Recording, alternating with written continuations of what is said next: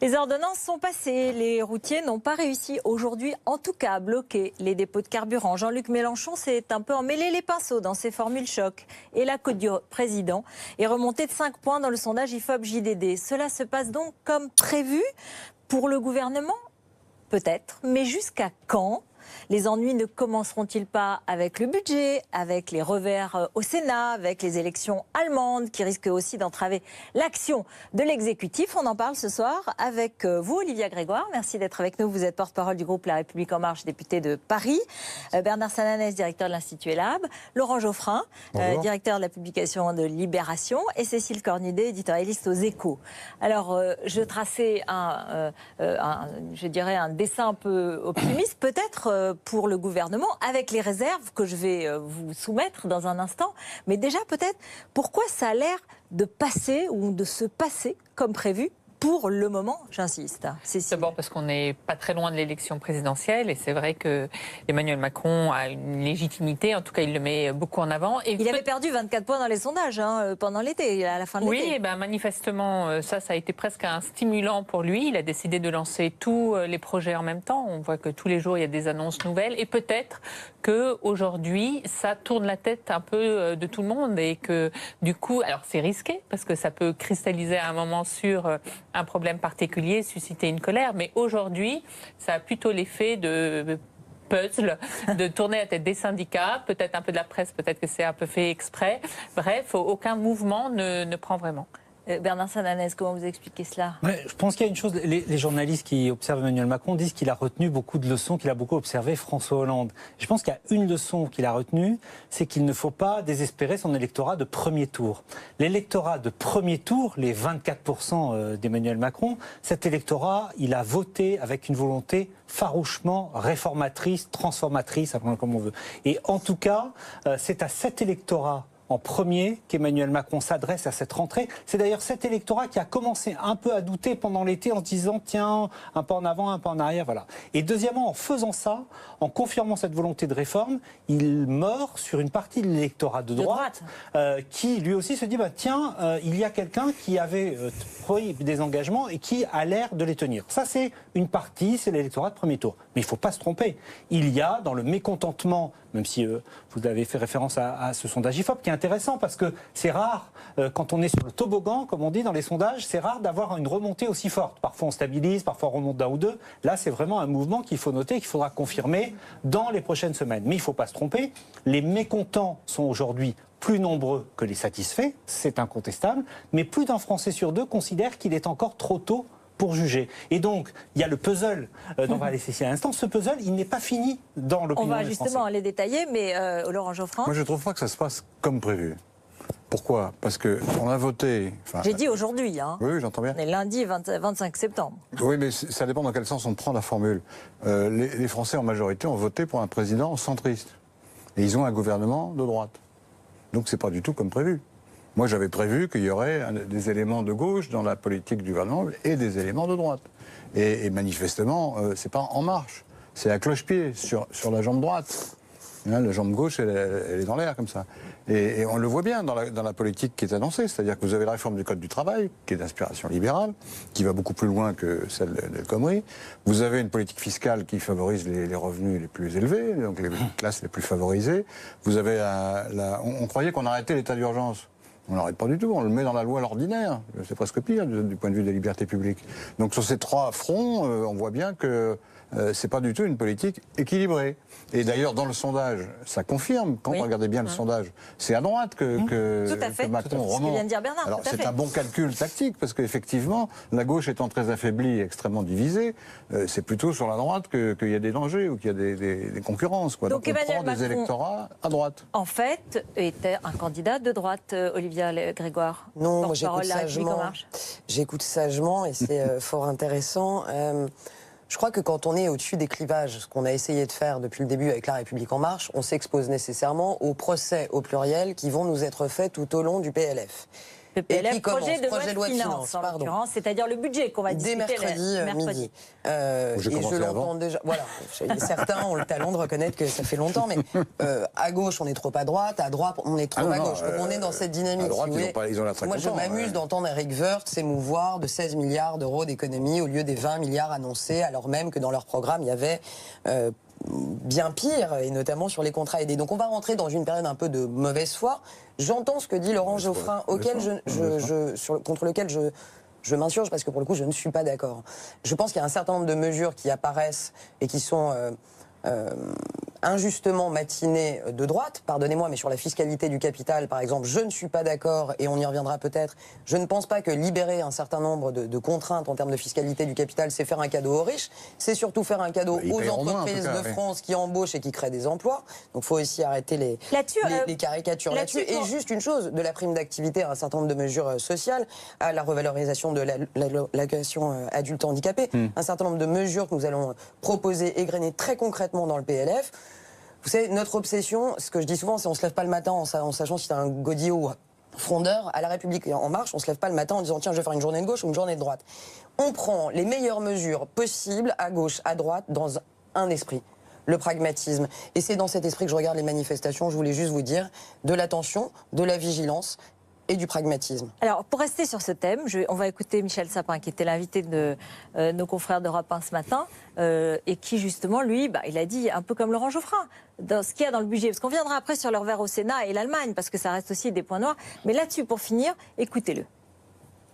Le bouclier fiscal d'aujourd'hui, il est 4 fois plus épais que le bouclier fiscal de Nicolas Sarkozy. Donc on voit bien qu'il y a une stratégie qui est de baisser l'impôt des plus aisés des Français, en l'accompagnant d'un certain nombre de mesures en faveur de l'ensemble des ménages, mais qui sont, je le répète, compensées par d'autres augmentations. C'est le cœur du sujet. C'est le raisonnement Reagan-Thatcher. Vous voyez que on est vraiment dans le monde ancien. Hein. C'est du raisonnement de base, là, dont on n'a pas vu les effets du point de vue économique, très franchement, dont on a vu les effets du point de vue des inégalités. C'est une politique qui creuse les inégalités. Alors, Cécile Cornudet, voilà, Michel Sapin, ancien ministre de l'économie de François Hollande. On voit que ça va être l'angle du Parti socialiste, mais c'est vrai que ça vient, cette politique, notamment l'ISF, qui est très symbolique, vient après les ordonnances. Et le gouvernement lui-même... La réforme de l'ISF, qui va être donc un IFI, c'est-à-dire qu'il sera seulement sur l'immobilier. Voilà, c'est l'addition des deux, si vous voulez, qui donne cette lecture de droite de la politique économique, parce que Muriel Pénicaud, la ministre du Travail, elle-même dit, c'est vrai que dans les ordonnances, on est dans de la flexibilité, et que j'annonce dès maintenant les réformes sur l'assurance chômage et sur la formation professionnelle, parce que ce seront celles-là qui porteront l'équilibre gauche-droite de la politique du gouvernement. Mais c'est vrai qu'on est dans une séquence aujourd'hui, si on additionne les deux, qui est clairement du côté libéral. Est-ce que ce timing, cet étalement finalement que Emmanuel Macron et le gouvernement essayent, ou la République En Marche essayent d'expliquer, est-ce qu'il est entendu, est-ce qu'il est compris, ou est-ce que en fait non, il n'est pas entendu, parce que vous avez un décalage qui est très fort là entre l'annonce de mauvaises nouvelles plutôt et l'espérance de bons résultats, mais qui ne sont pas aujourd'hui tangibles. Dire le chômage va baisser, c'est tangible. On sait que la parole politique sur le sujet n'est pas très crédible. Dire vous allez toucher plus sur votre feuille de paye, les Français sont sceptiques. Donc pour l'instant, il n'y a que l'effet des mauvaises nouvelles. Et c'est vrai qu'il y a l'impact et le sentiment dans une grande partie de l'électorat, quand on l'interroge, d'une politique qui aujourd'hui, je caricature et je résume, une politique perçue comme injuste ou perçue comme une politique pour les plus favorisés. Et c'est intéressant de voir que cette critique, elle porte surtout chez les classes moyennes. Et qu'est-ce qui a déclenché ça? C'est depuis la mesure APL. C'est cette mesure APL qui a enclenché ça. L'aide publique au logement qui a été diminuée de 5 euros et qui a touché notamment les classes jeunes. Moyennes, pour qui les études des enfants, c'est important. C'est évidemment un vecteur de et pourtant, il est remonté. Et pourtant, il est remonté. Donc, on a entendu ça, mais apparemment... Oui, alors moi je vais être assez cohérente. Quand il avait chuté, je disais que je ne me réveillais pas avec les sondages le matin. Il est remonté. Je suis ravie. Vous attendez que ce soit un peu Vigilance plus. et Ça suffit pas. pragmatisme. C'est ce que je comprends. En revanche, c'est pas encore assez significatif. Le timing est intéressant. Ce que soulève Bernard Sananès c'est intéressant. Il y a toujours en politique un décalage, et vous le savez mieux que moi, entre les faits et la cause. Ça prend du temps, surtout quand on lance beaucoup de transformations en même temps. C'est notre job à nous, aux parlementaires, au sein du gouvernement, d'expliquer. Vous voyez, moi, je prends beaucoup de temps pour expliquer pourquoi on fait cette baisse de charges pour les salariés, les baisses des cotisations en 2 temps. Il y a des raisons, c'est pas juste parce qu'on s'est dit... Alors ça, je reprécise. Janvier, octobre, c'est en contrepartie de la hausse de la CSG, les cotisations maladie et chômage. Oui, mais... Cotisations chômage et cotisations dès le maladie. 31 janvier 2018, sur leur feuille de paye, les Français verront le geste. Ok, donc là, on n'est pas dans l'attente et dans le flou. On est conscient de l'attente et de la tâche qui nous attend, si vous voulez, mais on est en train de faire les choses justement pour que ça arrive le plus vite possible. C'est à nous d'expliquer et de combattre les inepties que je viens d'entendre. Michel Sapin a été ministre de l'économie, certes. Moi, j'ai rejoint la commission des finances au mois de juin. Quelle a été notre première découverte? 4,5 milliards à trouver. Deuxièmement, quelle a été notre découverte? L'insincérité du gouvernement. Il parlait pas de ça. Non, il parlait de l'impôt sur la fortune. Non, mais on va y parce revenir. que s'il manque de l'argent, c'est peut-être pas la peine de baisser l'impôt des riches. 5 milliards de bouclier fiscal. Encore moins d'argent. Non, mais 5 milliards de bouclier fiscal, c'est juste une ineptie. Voilà. C'est la Estimer somme. que sortir 3,5 milliards de l'impôt sur la fortune, plus la milliard et on va demi pas les mettre dans l'argent, dans les poches des riches, ces 3,5 milliards, on va les mettre. Si, forcément, puisque vous allez vous abstenir de leur retirer de leur poche. Mais on va les mettre où, ces L'idée, ce serait de les mettre dans l'économie, évidemment. Dans les entreprises. Oui, mais ça, c'est les riches qui vont décider, c'est pas vous. Ça. Ah bah, on verra. On Oui, verra. Et on ne peut pas espérer qu'en Rolls, France se développe une forme de culture de l'entreprise où les gens commencent à s'intéresser à l'investissement. À ce niveau de revenu, c'est pas une question de culture d'entreprise, parce qu'ils n'aiment pas payer les impôts comme tout le monde, et vous faites droit à la demande. C'est important, les 3 milliards. Alors, on aura le temps d'en reparler, parce que le budget, ça va commencer au milieu de la semaine. Il s'est passé aussi 2 autres choses, c'est-à-dire qu'au Sénat, La République En Marche a essuyé un revers qui aurait pu être prévisible, mais qui n'a pas été prévu comme cela. Et puis, les élections allemandes ont donné un résultat qui peut peut-être empêcher... Ça, c'est pas de la faute de Macron, ouais. Non, c'est pas la faute de Macron, bien sûr. Il est responsable de beaucoup de choses, mais pas... Mais je suis d'accord. Moi, je veux dire, son action peut être entravée par les résultats de l'élection allemande, et donc son discours sur l'Europe qui est attendu demain à 15h devant des étudiants à la Sorbonne, dans lequel il veut proposer un gouvernement de la zone euro avec une plus grande efficacité et une plus grande, un espace un peu resserré pour être plus efficace. Tout cela, donc, peut-être annonce des moments plus difficiles. Alors, la question européenne, d'abord, il y a un problème symbolique. C'est-à-dire que c'est quand même en Allemagne aussi. Jusqu'à présent, dans tous les pays, il y avait des mouvements nationalistes. Oui, pas l'Allemagne. Parce qu'on pensait que, et les Allemands eux-mêmes pensaient qu'ils étaient immunisés contre ça à cause du passé tragique qu'on connaît. Non. Il est probable que l'addition de difficultés sociales et de la vague d'immigration a finalement fait sauter une digue, y compris en Allemagne. Alors que les élites allemandes ont toujours été exemplaires dans ce domaine. Bon. Donc ça, c'est un vrai problème à terme pour l'ensemble des Européens. Et ça pose la question de la politique européenne. C'est une autre question. Alors pour Macron, c'est embêtant parce que tous les partis européens, enfin tous les anti-européens d'Allemagne ont été confortés, quoi. Il y a ce parti xénophobe, et puis il y a le parti libéral qui a monté, le parti socialiste qui est très européen et il est en capilotade, et puis le parti de Mme Merkel a quand même perdu des points. Donc, et s'il y a une coalition, si j'ai bien compris, je suis pas un expert de la politique allemande, il y a besoin d'une coalition, et la coalition doit passer par l'alliance avec les libéraux, puisque les socialistes ne veulent pas. Et les libéraux, ils ne veulent pas entendre parler des propositions d'Emmanuel Macron. Ils les ont désignés nommément. Ils disent, non, on ne veut pas de ce truc-là, on n'a pas de budget, c'est nous qui allons encore payer. Ils sont un peu, comment dire, c'est des fourmis, quoi. Ils nous accusent d'être des cigales. Donc ils n'aiment pas les cigales, donc ils disent niet. Nine, cette affaire.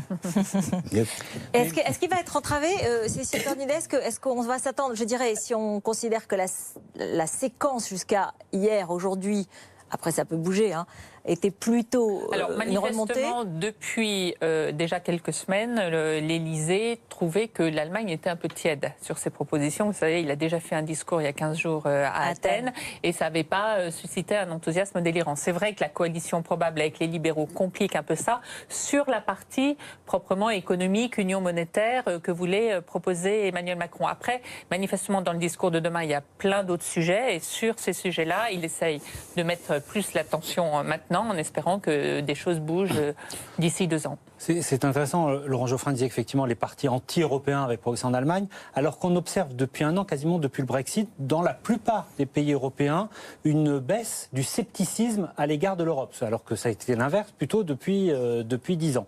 Mais pourquoi ? Parce qu'il y a une attente que l'Europe soit concrète. Et en termes d'opinion, là je ne parle pas en termes d'initiative politique, en termes d'opinion, sans doute c'est plus important pour les Français de savoir si Emmanuel Macron va l'emporter sur la bataille qu'il mène sur les travailleurs détachés, parce que là, ça parle, c'est très efficient tout de suite, notamment vis-à-vis des milieux populaires, que quelque chose qui restera, non pas simplement comme un discours, mais en tout cas comme une bataille institutionnelle. Donc je pense que l'échéance du Conseil européen, des ministres européens, je crois qu'il est du 23 octobre, sur les travailleurs détachés, sera suivi de près. C'est beaucoup plus important finalement que même le discours institutionnel qui peut être délivré demain. Qui protège, il faut rappeler que ça a été un des tournants de la campagne de l'entre-deux tours, y compris d'ailleurs, on le sait dans les études, du débat entre Marine Le Pen et Emmanuel Macron. Olivier Grégoire, vous pensez que comment vous vous préparez aux problèmes à venir globaux, hein, parce que voilà, il y aura effectivement des réserves. Sur les élections allemandes, au-delà du fait quand même qu'elle est regagnée, et comme le disait ce matin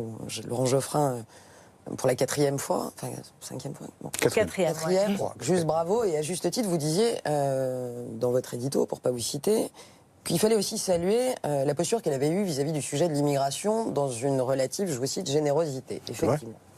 Et là, je vais vous donner mon sentiment plus personnel que de porte-parole et plutôt d'historienne. Ce que je trouve inquiétant, c'est que peu importe les résultats en matière de politique économique et sociale, qui sont quand même globalement plutôt bons, l'économie allemande va bien, il y a effectivement une digue qui est en train de rompre et qui est celle des questions identitaires et sécuritaires, comme vient de le dire Bernard, l'Europe qui protège. Ce n'est pas parce que l'Europe économiquement va bien que les extrémismes ne sont pas à nos portes. Et donc je pense qu'il y a là effectivement une inquiétude à avoir, et notamment en termes de pilotage de l'État français, de la réforme de la politique économique, etc. Ne pas considérer ce sujet dès le démarrage du quinquennat serait une erreur.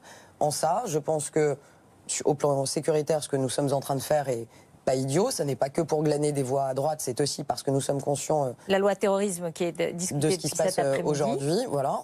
Et je pense qu'il faut effectivement maintenant avancer sur les deux plans, aussi bien l'Europe qui protège et l'Europe qui prospère. Et mais donc plus on peut plus faire abstraction de la, voilà, on peut plus faire abstraction de ce sujet. Comme dit Laurent Geoffrin. Non, mais c'est toujours un peu, on a toujours un peu ce modèle, enfin ou contre-modèle. Certains s'insurgent, mais l'économie allemande est quand même plutôt relativement vaillante. Voilà, même vaillante, même douée politiquement, on a un extrême dont, historiquement, quand même, il est assez inquiétant qu'il soit là. Voilà. Sans faire de rapport avec la rue de Mélenchon, mais c'est inquiétant. Merci à tous les quatre. Merci d'être venus sur ce plateau.